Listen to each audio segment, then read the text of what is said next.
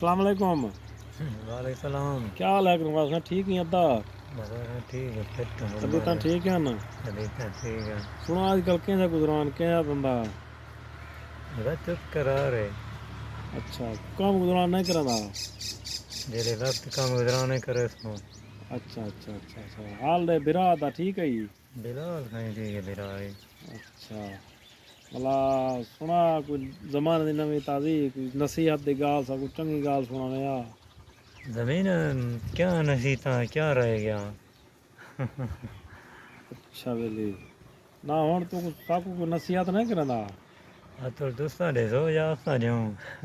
اچھا حال نے کانک شانک را دی ہے ہوں موسم ہے ہوں ویسے صحیح ارادہ ہے مال جلی پئی باہر سے کہیں نہ آتا تیاری کرتے آتا۔ ٹھیک ٹھیک سنا وڈیرا تو فوت تھی گئی میں نا میرا سویل دا ہو وڈیرے دی کوئی چنگی گال سنا آج سکوں؟ کہیں نہ یارا یاد کہیں نہیں۔ کیوں؟ اچھا اپنی جوانی دی کوئی گال سنا۔ جوانی بس بیا جوانی دا کیا حال ہے، جوانی جی گزرنے گزر گئی۔ اچھا جوانی گزر گئی ہوں تیری؟ جوانی اجن کچھ بچا ہے 2000 کہیں 2000 تلا بچا ہے؟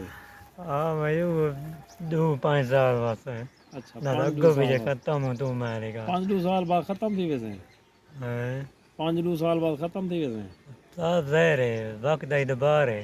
مکہ ودی منا ہے کچھ کھادا پیتا کر۔